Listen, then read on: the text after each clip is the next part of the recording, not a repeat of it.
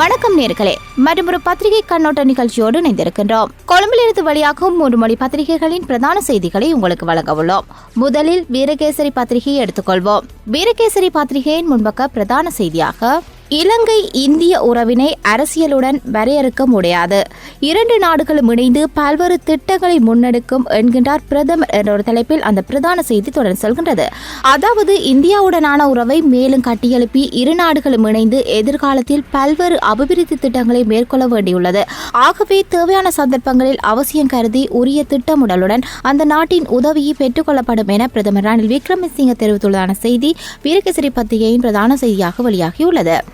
மற்றொரு பிரதான செய்தியாக, ஒன்றுபட்ட இலங்கைக்கு இந்தியா துணை நிற்கும், ஆம்புலன்ஸ் வழங்கும் நிகழ்வில் காணொலியில் மோடி உரை என்ற தலைப்பில், ஒன்றுபட்ட உறுதியான மற்றும் சுயேட்சமான இலங்கைக்காக இந்தியா துணை நிற்கும், எங்களது பங்குடைமையின் இலக்கும் அதுவாகும் என்று இந்திய பிரதமர் நரேந்திர மோடி தெரிவித்துள்ளதான செய்தி மற்றொரு பிரதான செய்தியாக வெளியாகியுள்ளது. கட்டமிடப்பட்ட செய்தியாக, இலங்கையின் சகவாழ்வு பயணத்தில் கனடா ஒரு வெளிநாட்டு பங்காளி, அமைச்சர் மனோ கணேசன் தெரிவிப்பு என்ற தலைப்பில், இலங்கையில் நிலவிய பதட்ட நிலைமை காரணமாக இடம்பெயர்ந்து சென்ற நமது நாட்டவர்கள் பெரும்பாலும் தமிழர்கள் கனடாவில் சென்று குடியேறிய காரணத்தை வைத்துக் கொண்டு அந்த நாட்டின் மீதான வெறுப்புணர்ச்சி இந்த நாட்டில் திட்டமிட்டு வளர்க்கப்பட்டது.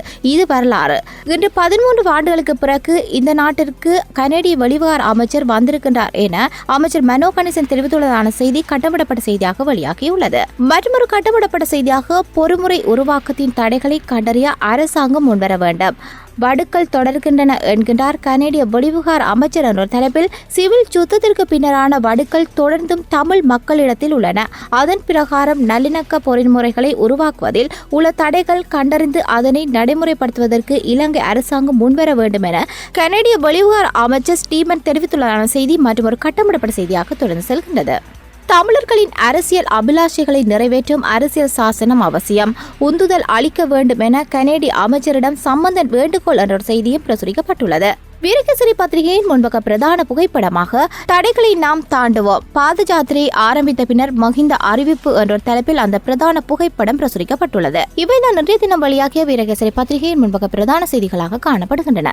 தொடர்ந்து தினக்குரல் பத்திரிகை எடுத்துக்கொள்வோம். தினக்குரல் பத்திரிகையின் முன்பக்க பிரதான செய்தியாக, முதல் நாள் பாத யாத்திரை மாவனெல்லை எல்லையில் நிறைவு, மஹிந்தவும் பொது எதிரணி எம்பிக்களும் பங்கேற்பு என்ற தலைப்பில், முன்னாள் ஜனாதிபதி மஹிந்த ராஜபக்ச தலைவிலான பொது எதிரணியின் ஜனசட்டன என்ற பாத யாத்திரை நேற்று வியாழக்கிழமை பேராதனையிலிருந்து கொழும்பு நோக்கி ஆரம்பமாகியது.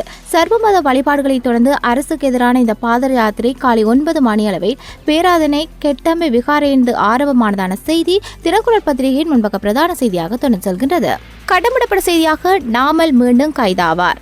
அதாவது ஹெலோஹாப் நிறுவனத்தின் பங்கு கொள்வனவின் போது நாடாளுமன்ற உறுப்பினர் நாமல் ராஜபக்ச உள்ளிட்ட 6 பேர் நிதி செலவை சட்டத்தின் கீழ் குற்றம் இழைத்துள்ளதாக விசாரணை மூலம் தெரிய வந்துள்ளதாக நிதி மோசடிகள் தொடர்பான போலீஸ் அதிகாரிகள் தெரிவித்துள்ளதான செய்தி மற்றும் ஒரு கட்டமிடப்பட்ட செய்தியாக தொடர்ந்து செல்கின்றது. மன்னாரில் இராணுவ பயிற்சி அதிர்வுகளால் பல கர்ப்பிணி பெண்களுக்கு திடீர் கருச்சிதைவு என்ற ஒரு தலைப்பில், மாந்தை மேற்கு பிரதேச செயலாளர் பிரிவுக்குட்பட்ட சன்னார் கிராமத்தில் அமைந்துள்ள இராணுவ பயிற்சி முகாமில் இடம்பெறும் ஆயுத பயிற்சியின் போது ஏற்படுகின்ற பாரிய அதிர்வுகளால் சன்னார் கிராமத்தில் சுமார் 15 கர்ப்பிணி தாய்மார்களுக்கு திடீர் கருச்சிதைவு ஏற்பட்டுள்ளதாக அக்கிராம மக்கள் தெரிவித்துள்ளனர் என்ற செய்தி கட்டமிடப்பட்ட செய்தியாக தொடர்ந்து செல்கின்றது.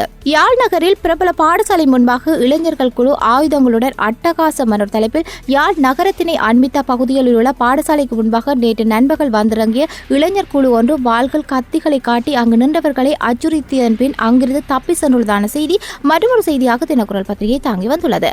இவைதான் இன்றைய தினம் வெளியாகிய தினக்குரல் பத்திரிகையின் முன்பக்க பிரதான செய்திகளாக காணப்படுகின்றன. தொடர்ந்து சுடரொளி பத்திரிகை எடுத்துக்கொள்வோம். சுடரொளி பத்திரிகையின் முன்பக்க பிரதான செய்தியாக, படையினரை பலிக்கடாவாக்கும் போர்க்குற்ற விசாரணை வேண்டாம், மஹிந்த அணியின் பாத யாத்திரையில் கோஷம், எட்கா உடன்படிக்கைக்கு எதிராகவும் போர்க்கொடி என்ற தலைப்பில் அந்த பிரதான செய்தி தொடர்ந்து செல்கின்றது.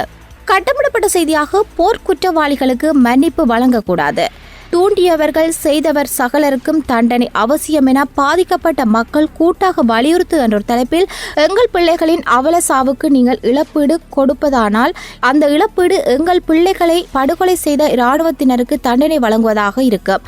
எங்கள் பிள்ளைகள் காணாமற் போனதற்கு எவர் காரணமாக இருந்தார்களோ அவர்களுக்கு மிக கடுமையான தண்டனை வழங்கப்பட வேண்டும், ஒருபோதும் மன்னிப்பு வழங்கக்கூடாது என பாதிக்கப்பட்ட மக்கள் கூட்டாக வலியுறுத்தினர் என்ற செய்தி மற்றும் ஒரு கட்டமிடப்பட்ட செய்தியாக தொடர்ந்து செல்கின்றது. மஹிந்த அணியின் பேரணியை தோற்கடித்தே தீர வேண்டும் என கூட்டமைப்பு கோரிக்கை என்ற செய்தி மற்றொரு செய்தியாக வெளியாகியுள்ளது. மாங்குளத்தில் கடல் உணவு, மதகு வைத்த குளத்தில் மரக்கறி, பொருளாதார வலய அமைவிட தெருவில் வடக்கு அரசு யோசனை என்ற செய்தி மற்றொரு செய்தியாக சுடரொலி பத்திரிகை தாங்கி வந்துள்ளது. இவைதான் இன்றைய தினம் வெளியாக சுடரொலி பத்திரிகையின் முன்பக பிரதான செய்திகளாக காணப்படுகின்றன. தொடர்ந்து ஆங்கில பத்திரிகையான டெய்லி மிரர் பத்திரிகை எடுத்துக்கொள்வோம். டெய்லி மிரர் பத்திரிகையின் முன்பக பிரதான செய்தியாக இடையூறு விளைவிக்கப்பட்டாலும் போராட்டத்தை தடுத்து நிறுத்த முடியாது என பாத யாத்திரையில் பங்கேற்ற முன்னாள் ஜனாதிபதி மஹிந்த ராஜபக்ச சூளுரை என்ற தலைப்பில் அந்த பிரதான செய்தி தொடர்ந்து செல்கின்றது. மற்றொரு பிரதான செய்தியாக நாமல் உட்பட 5 கைது செய்யப்படுவதற்கான அபாயம் என்ற தலைப்பில் அந்த செய்தி காணப்படுகின்றது. கட்டமிடப்பட்ட செய்தியாக புதிய விசா நடைமுறையை இலங்கையருக்கு அறிமுகப்படுத்தியது பிரித்தானியா என்ற தலைப்பில் அந்த செய்தி காணப்படுகின்றது. இவைதான் இன்றைய தினம் வெளியாகிய ஆங்கில பத்திரிகையான டெய்லி மிரர் பத்திரிகையின் முன்பக்க பிரதான செய்திகளாக காணப்படுகின்றன. தொடர்ந்து சிங்கள பத்திரிகையான லங்காதீப பத்திரிகை எடுத்துக்கொள்வோம். லங்காதீப பத்திரிகையின் முன்பக்க பிரதான செய்தியாக கூட்டு எதிர்க்கட்சியின் பாத யாத்திரை மாவனெல்லை சென்றடைந்தது, மீண்டும் இன்று ஆரம்பம், பெருமளவு மக்கள் பங்கேற்பு என்ற தலைப்பில் அந்த பிரதான செய்தி அமைந்துள்ளது. மறுபொரு பிரதான செய்தியாக இலங்கை இந்தியா ஆம்புலன்ஸ் சேவை பிரதமர் தலைமையில் ஆரம்பம் என்ற ஒரு செய்தி மற்றொரு பிரதான செய்தியாக காணப்படுகிறது. இவைதான் இன்றைய தினம் வெளியாகிய சிங்கள பத்திரிகையான லங்காதீப பத்திரிகையின் முன்பக்க பிரதான செய்தியாக காணப்படுகின்றன. நல்லது நேர்களே, கொழும்பிலிருந்து வெளியாகும் 3 மொழி பத்திரிகைகளின் பிரதான செய்திகளை வழங்கியிருந்தோம். தொடர்ந்து யாழ்ப்பாணத்திலிருந்து வெளியாகும் பத்திரிகைகளின் செய்திகளை வழங்க உள்ளார் தாரகா. வணக்கம் தாரகா.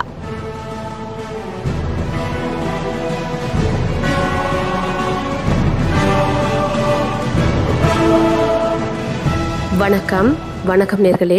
ஜாழ்ப்பாணத்திலிருந்து வெளிவரும் பத்திரிகைகளின் செய்திகளோடு இணைந்திருக்கின்றோம். முதலில் ஜாழ் தினக்குரல் பத்திரிகையின் பிரதான தலைப்புச் செய்தி, முதல் நாள் பாத யாத்திரை மாவனெல்லை எல்லையில் நிறைவு, மஹிந்தவும் பொது எதிரணி எம்பிக்களும் பங்கேற்பு என்ற செய்தி புகைப்படத்துடன் காணப்படுகின்றது. முன்னாள் ஜனாதிபதி மஹிந்த ராஜபக்ச தலைமையிலான பொது எதிரணியின் ஜெனசட்டன என்ற பாத யாத்திரை நேற்று வியாழக்கிழமை பேராதனையிலிருந்து கொழும்பு நோக்கி ஆரம்பமாகியது. சர்வ மத வழிபாடுகளை தொடர்ந்து அரசுக்கு எதிரான இந்த பாத யாத்திரை காலை 9 மணியளவில் பேராதனை கெட்டம்பே விகாரையிலிருந்து ஆரம்பமானது. இதில் பெருந்திரளான மஹிந்த ஆதரவு அணியினர் கலந்து கொண்டனர். பாத யாத்திரையை தோற்கடிக்க வேண்டும்.